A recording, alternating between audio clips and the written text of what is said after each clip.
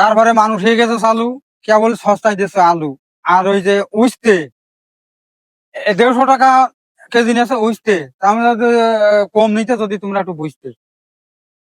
আর পটল নেছে 37 টাকা কেজি, ব্যাপারে খুব তেজি। কষে এখন পারলি পারো নিতি, না হলে কম টাকায় কিনো সামনে শীতি। এখন অনেক টাকায় বেচা যাচ্ছে মূল্য, তারপরে ঝাল আনছে সব ফুললো।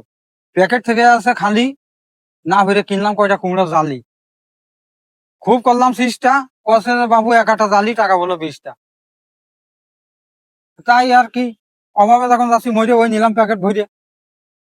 আর এই পেঁপে একটু কম নিয়েছে, 30 টাকা করে, মানে 30টা নিয়েছে টাকা, বাইরে কাইটে দেখেছে পেঁপের অর্ধেকের বেশি পাকা। এই শোনো চাচা, তালি কি করে কষিস ছেলে পেলে এই নিয়ে যে বাসা।